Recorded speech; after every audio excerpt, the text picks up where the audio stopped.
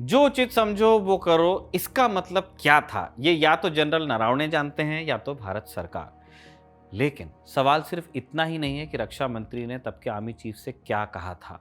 सवाल ये भी है कि राहुल गांधी को वो किताब मिली कैसे जो बकौल राजनाथ सिंह अभी आई ही नहीं। कहानी आप जानते हैं मुक्तसर। कारवा में सुशांत सिंह ने किताब की समीक्षा छाप दी। इसे आधार बनाकर नेता प्रतिपक्ष राहुल गांधी ने बजट सत्र में सरकार की नाक में दम कर दिया। जब रक्षा मंत्री राजनाथ सिंह ने पूछना शुरू किया कि जो किताब छपी ही नहीं उसका जिक्र सदन में कैसे किया जा सकता है, तो 4 फरवरी को राहुल गांधी जनरल नरवणे की किताब की हार्ड कॉपी हाथ में लहराते हुए लोकसभा आ जाते हैं। कहते हैं कि मुझे ये किताब प्रधानमंत्री को गिफ्ट करनी है।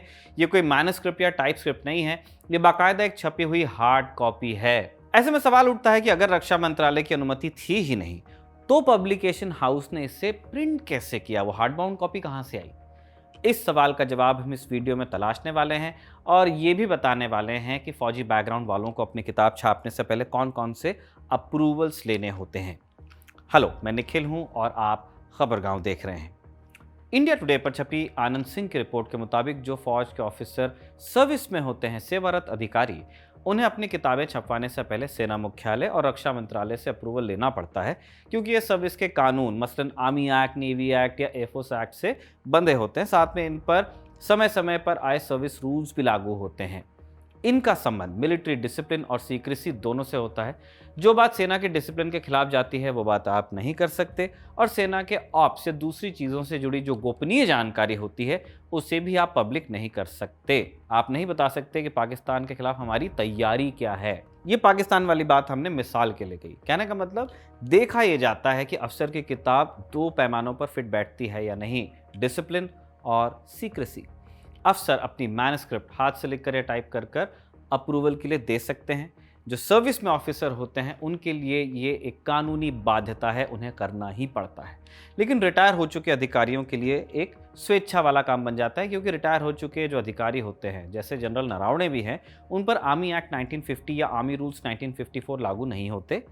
लेकिन वो रिटायर होने के बाद भी एक कानून से बंधे रहते हैं, ऑफिशियल सीक्रेट्स एक्ट 1923, अंग्रेजों के ज़माने का कानून है।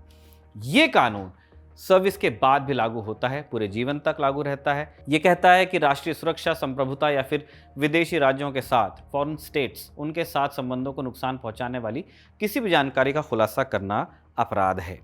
इसके अलावा एक और नियम है, राइट टू इंफॉर्मेशन एक्ट के दूसरे शेड्यूल और central civil services pension rules 2021 के रूल 8 में कुछ इंटेलिजेंस और सिक्योरिटी ऑर्गेनाइजेशंस का जिक्र है। इन संगठनों में काम कर रहे या काम कर चुके लोगों को अगर अपने ऑर्गेनाइजेशन, स्टाफ या किसी दूसरे सेंसिटिव मैटर पर कुछ छापना है तो अपने संगठन के चीफ से परमिशन चाहिए होती है। अगर ये रूल्स टूटते हैं तो छोटे मोटे मामलों में पेंशन कम कर देना या गंभीर मामलों में पेंशन रोक देना जैसे एक्शंस लिए जाते हैं, लेकिन ऐसा कम देखने को मिलता है। फिर भी रिटायर्ड अधिकारी एहतियात के तौर पर अपनी जो अपकमिंग किताबें होते हैं उनकी मैन्युस्क्रिप्ट सेना मुख्यालय को भेजते हैं, रक्षा मंत्रालय, दोनों को भेजते हैं ना, सर्विस हेडक्वार्टर जो भी आर्मी, नेवी, एयरफोर्स होगा, और फिर MOD। Lieutenant general KGS Dhillon retired ने इस पर एक कोट दिया है जो इंडिया टुडे पर 9 फरवरी 2026 को जो आनंद सिंह वाली रिपोर्ट है उसमें दर्ज किया गया। वो बताते हैं कि अगर आप कोई नियम नहीं तोड़ते तो अनुमति मिलने में कोई परेशानी नहीं होती। सेना मुख्यालय में 3 स्तरों पर जांच होती है, वो आर्मी की बात कर रहे हैं। समीक्षा के बाद मंजूरी दी जाती है। संवेदनशील कंटेंट को हटाने के लिए एडिटोरियल सपोर्ट भी दिया जाता है, लेकिन अगर कंटेंट नेशनल सिक्योरिटी को खतरे में डालने वाला होता है तो पब्लिशिंग पर रोक भी लगा दी जाती है। ये जानकारी मिलती है इंडिया टुडे की रिपोर्ट से। अब एक कयास पर आएंगे जो हम लगाने वाले हैं। दी ललन टॉप के guest in the news room में जनरल नरवणे एक किस्सा सुनाते हैं जब उन्होंने PhD की। उस किस्से में जनरल नरवणे समझाते हैं कि सर्विस में अगर ऐसा कुछ करना हो, है ना, वो PhD के बारे में बता रहे हैं। जब उन्होंने PhD की तो अगर PhD करनी हो तो अपने सीनियर अधिकारी से परमिशन लेनी पड़ती है। मतलब जनरल नरवणे जानते थे कि एक PhD जिसका सेना से ताल्लुक नहीं भी हो सकता है, उसके लिए वरिष्ठ अधिकारी को लिखना पड़ता है परमिशन के लिए। फिर वो खुद आर्मी चीफ बने।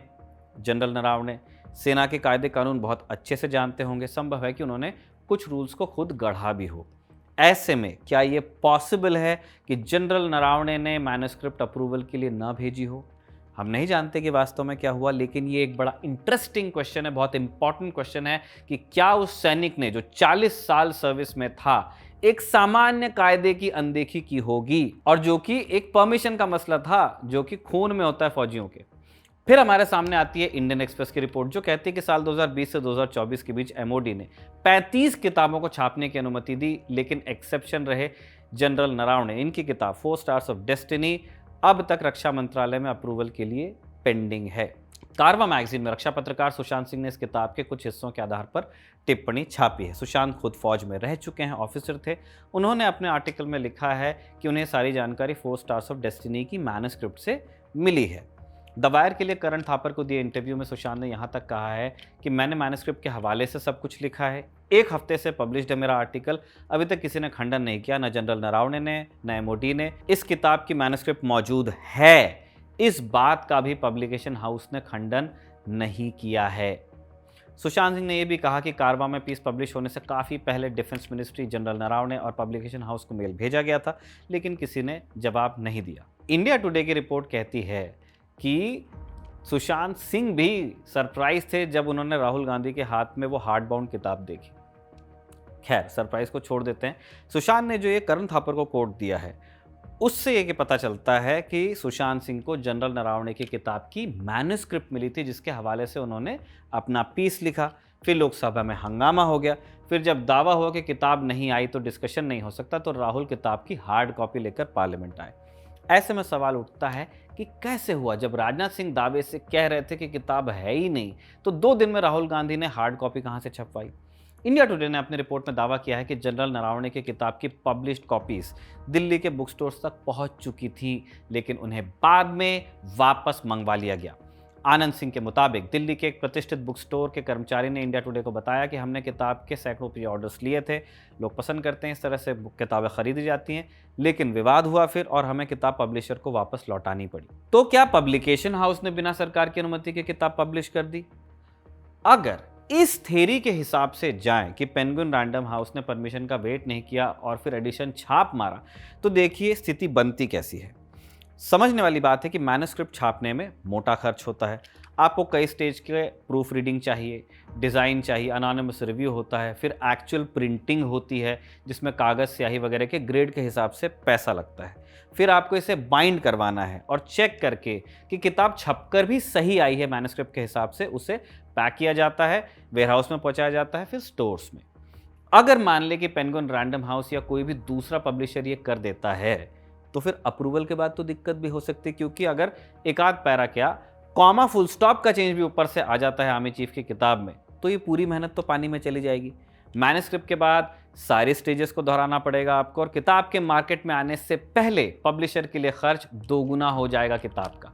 इसलिए ज्यादातर पब्लिकेशन हाउस फाइनल अप्रूवल के बाद ही एक्चुअल पब्लिशिंग शुरू करते हैं। प्रिंटिंग की और बाइंडिंग की हम बात कर रहे हैं। खुशवंत सिंह साहित्य महोत्सव 2024 में हिस्सा लेने जनरल नरावणे से जब पूछा गया था उनकी किताब को लेकर, तब उन्होंने कहा था कि भाई 1 साल से ज़्यादा किताब अंडर रिव्यू है ना, और पब्लिशर और एमओडी के बीच है, यानी किताब को अप्रूवल मिला नहीं था। इस बात का एक मतलब ये निकलता है, तो क्या पब्लिकेशन हाउस ने बिना अप्रूवल के लिए किताब छाप दी थी, या फिर रक्षा मंत्रालय से कोई चूक हुई है और छपी हुई किताब को दुकानों से वापस मंगवाया गया है? इंडिया टुडे में आनंद सिंह की रिपोर्ट में लिखा है कि उन्होंने इस बारे में publication house penguin random house India से फ़ोन पर संपर्क किया, लेकिन वहां के एम्प्लॉयज़ ने जनरल नरावणे की किताब के बारे में कुछ भी कहने से इनकार किया। इंडिया टुडे ग्रुप की पॉलिटिकल एडिटर मौसमी सिंह ने दी ललन टॉप के कार्यक्रम में सूत्रों के हवाले से दावा किया है कि राहुल गांधी को वो किताब लेखक से या पब्लिशर से मिली थी, लेकिन वो किसी को दिखाने या देने के लिए नहीं थी। राहुल गांधी को लोकसभा में लेकिन एक ऐसी स्थिति में डाला गया जब उन्हें बिना छपी किताब की बातें कहने की अनुमति नहीं मिली, इसलिए उन्होंने किताब को संसद में लहरा दिया। लेकिन एक सवाल अब भी बचा हुआ है कि अगर किताब को अप्रूवल नहीं था तो हार्ड कॉपी छपकर बुक स्टोर कैसे गई होगी? ऐसे में सिर्फ 2 स्थितियां बचती हैं, या तो लेखक और प्रकाशक ने निर्धारित प्रक्रिया का पालन नहीं किया। अगर ऐसा है तो पेंगुइन रैंडम हाउस जैसे नामी पब्लिकेशन का वर्क एथिक सवालों के घेरे में आ जाएगा, और यदि ऐसा नहीं है तो दूसरी और इकलौती संभावना है कि सरकार ने अनुमति दी और फिर मुकर गई। सच क्या है? 3 लोग जानते हैं, general Naravane, penguin random house और भारत सरकार। इनमें से कोई भी अगर ज्यादा जानकारी देता है तो खबरगांव आपको जरूर बताएगा। इस वीडियो में इतना ही। आप खबर गांव को देखते रहिए। जो जानकारी आप तक हमने पहुंचाई है उसके लिए हमारी मदद की थी हिमांशु ने और इस वीडियो को अयान ने रिकॉर्ड किया था।